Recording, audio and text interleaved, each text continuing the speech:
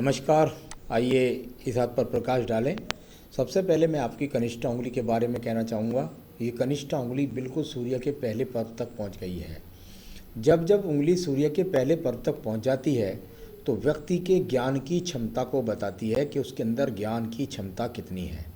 यदि ये उंगली इसके बराबर पहुँचती है, इस पर्व तक पहुँचती है, तो आदमी के अंदर ज्ञान की बहुत अच्छी क्षमता होती है, सही फैसले लेता है, निर्णायक फैसले, और स्वयं दूसरों को सलाह भी अच्छी देता है। भाषा शैली बहुत सुंदर, दूसरों से लड़ने झगड़ने की कोई प्रवृत्ति इस प्रकार के व्यक्ति की नहीं होती।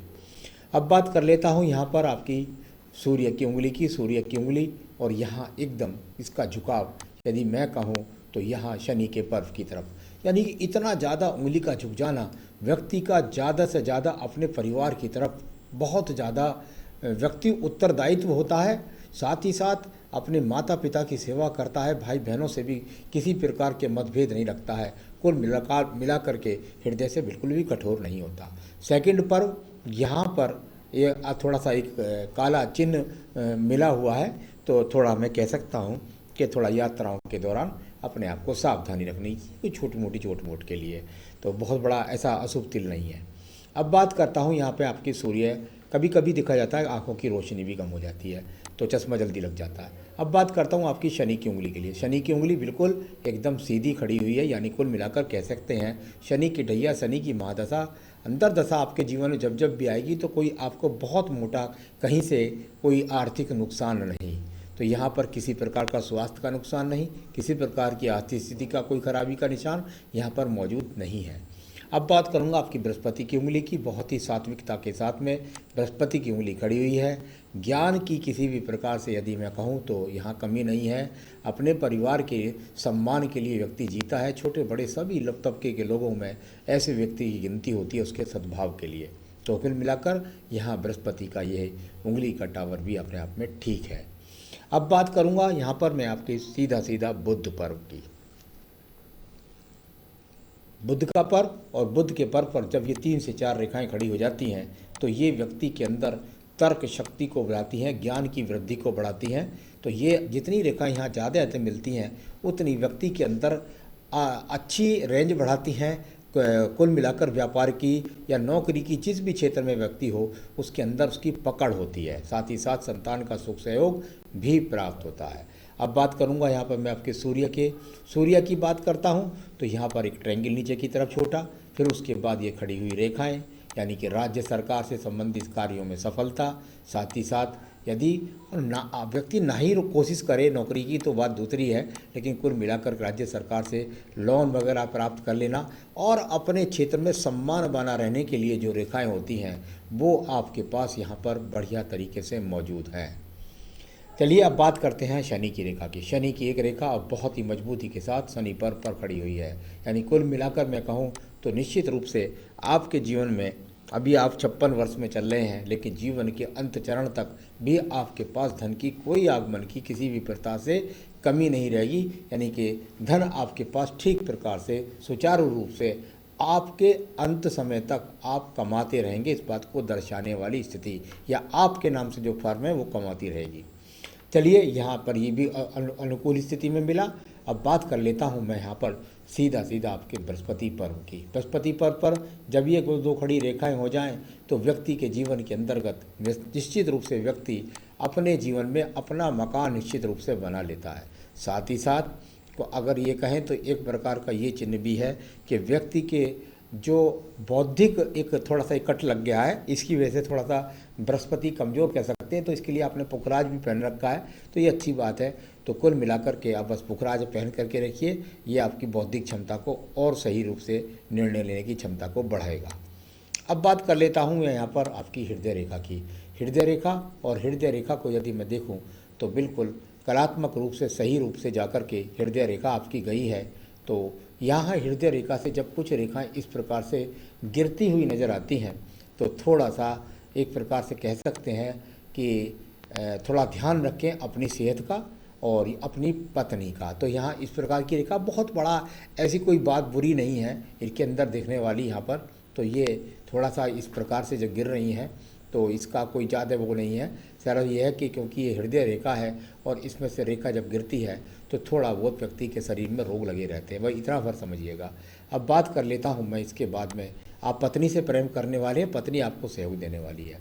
अब बात करता हूँ आपके पास मंगल रेखाओं की। मंगल रेखा शक्ति रेखाएं होती हैं, यानी कि शक्ति रेखा का और सीधा सीधा सूर्य के स्थान से गमन, यानी कि सूर्य के स्थान तक जुड़ जाना, साथ ही साथ मंगल रेखा का यहाँ से निकल करके और ये जा करके आगे आपकी जो हृदय रेखा है उनसे जा कर के मिल जाना, यानी कि कुल मिलाकर व्यक्ति धन भी कमाएगा और अपनी एनर्जी से काम करता है। ये एनर्जिक रेखाओं के रूप में जानी जाती हैं। ये व्यक्ति के अंदर जरूर होनी चाहिए। जो मंगल पर्व से निकलने वाली रेखाएं हैं, ये जब तक व्यक्ति के हाथ में रहती हैं, ये शुक्र पर्व तक नीचे तक भी, तब तक व्यक्ति के अंदर एनर्जी बढ़ती है, व्यक्ति काम करता रहता है। तो इस प्रकार को जानने की क्षमता को दर्शाने वाली ये आपकी रेखा है।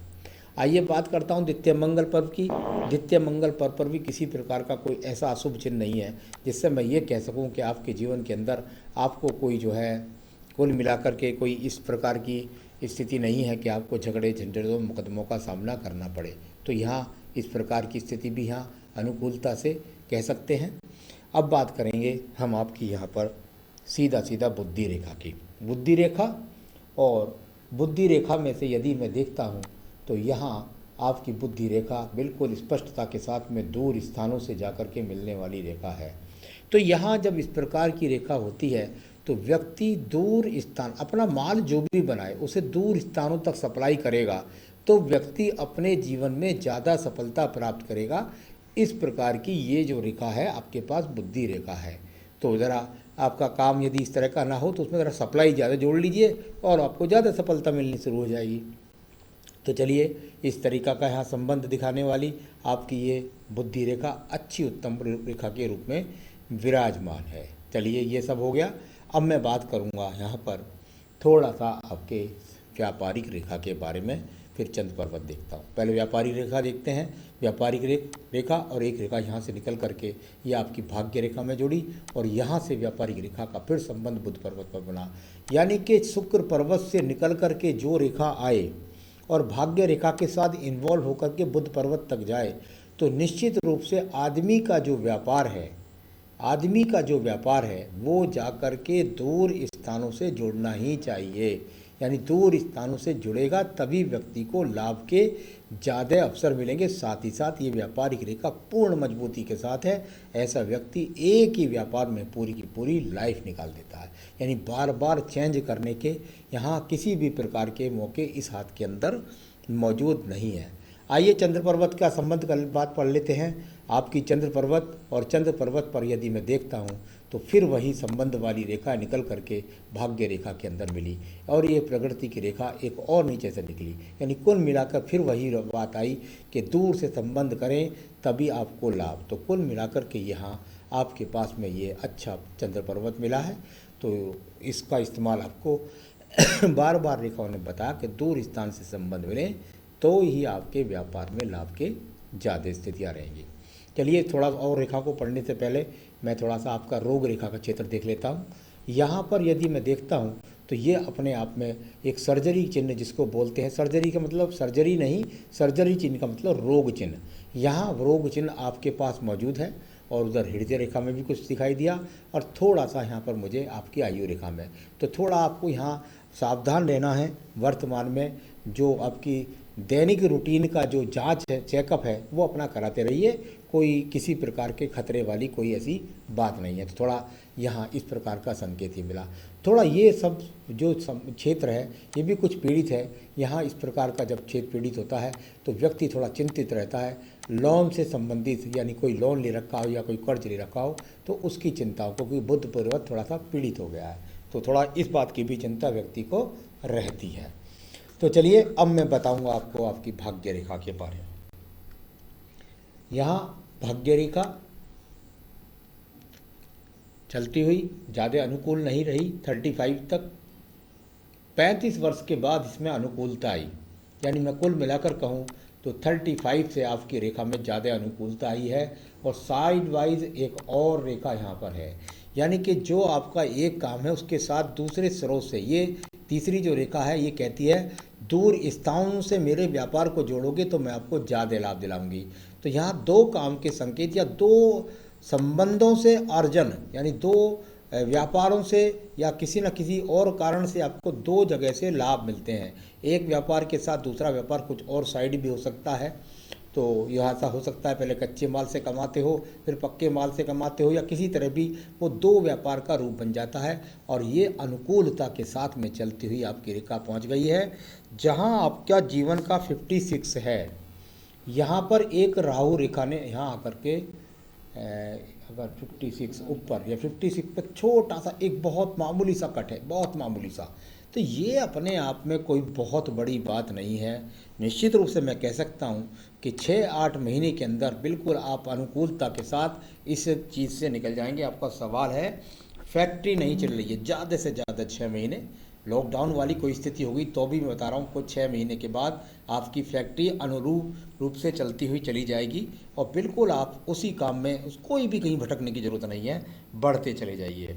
तो जो बाधा आ रही है वो नुकसान आ रही है, थोड़ा कट आया है, इसकी वजह से थोड़ी सी बाधा आ जाती है, वो सब ठीक हो जाएगा। आप बिल्कुल अनुरूप से चलते रहिए, आपको बिल्कुल सफलता मिलेगी 6 महीने के अंदर अंदर। कब फाइनेंस अच्छा होगा? बिल्कुल मेरे हिसाब से पहले भी कोई भगवान की कृपा से कोई इतना बुरा इंडिकेशंस नहीं थे, लेकिन और अच्छी स्थिति जिसमें कभी जीवन में बाद में उतार चढ़ाव आएगा ही नहीं, वो आपके 6 महीने के बाद स्थिति है। हेल्थ के लिए मैं आपको बता ही चुका हूँ। तो आइए आप बात कर देते हैं शुक्र पर्व की। यहाँ शुक्र पर्व और शुक्र पर्व यहाँ पर अगर मैं देखता हूँ तो काफ़ी ठीक ठाक शुक्र पर्व है, यानी जीवन के अच्छे जो सोपान होते हैं जीने के लिए चाहिए आदमी को, वो आपके हाथ के अंदर यहाँ पर विराजमान है, यानी कोई किसी प्रकार की कोई कमी नहीं, ईश्वर कृपा है। और यहाँ पर अगर ये एक मंगल रेखा है जिसको कहते हैं सुरक्षा कवच देने वाली रेखा। आपके जीवन में पिछले समय में भी आप काफ़ी रोगी रहे होंगे क्योंकि आपकी हृदय रेखा काफ़ी मोटी थी पिछले समय पे, तो यहाँ भी आपको काफ़ी रहे होंगे। उस सब मुसीबतों से आपको जो है पहले समय में आपको इस मंगल रेखा ने निकाल दिया उन मुसीबतों से।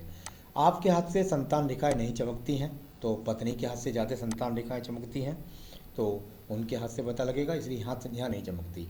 बृहस्पति पर्व आपका कुछ कमज़ोर है, तो कई बार देखा जाता है कि यहाँ कुल मिलाकर के कई बार देखा जाता है कि व्यक्ति को थोड़ा संतान से देरी से सुख मिलता है। जब बृहस्पति थोड़ा सा आपका वो थोड़ा सा टर्न मिला था मुझे, तो उसकी वजह से तो आपने उसके लिए पुखराज पहन ही लिया है। तो चलिए अब मैं आपको बताने वाला हूँ आपका व्यापार चले इसके लिए आप क्या करें। हाँ, आपकी आयु रेखा के बारे में बात कर लें। ये आपकी आयु रेखा है और आयु रेखा शुरू में यहाँ से लेकर के और लगभग कह सकते हैं 60 वर्ष तक ये कुछ मोटी चली है, यानी कि इसके बाद अनुकूल चली है। यानी पिछले समय में आपको कुछ ना कुछ रोग लगा रहा है और अभी भी मैंने कहा कि रोग के संकेत हैं। तो ये 60 वर्ष के बाद बिल्कुल समान से रेखा बन जाती है, ज़्यादा परेशान नहीं करेंगे उस समय रोग आपको। और आयु रेखा आपकी लगभग यहाँ पर 77-78 वर्ष की मौजूद भी है।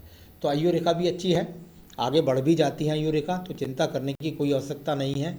मैं ज़रूर कहना चाहूँगा अगर आपको थोड़ी बहुत भी कोई बाधा है उसको दूर करने के लिए आपको अपने पूजा वाले जो जो आपका पूजा वाला जो आपका ये स्थान है आपके फैक्ट्री में, उसमें आप रोज़ाना बैठ कर के वहाँ बजरंग बाण और देवी कवच पढ़ें, या घर पर बजरंग बाण और देवी कवच पढ़ लें, तो आप रोगों से भी बचे रहेंगे और आपका काम भी सुचारू रूप से चलता रहेगा। पुखराज आपने पहन लिया है, तो बस इतना करिए और जीवन में सुखी रहिए। नमस्कार।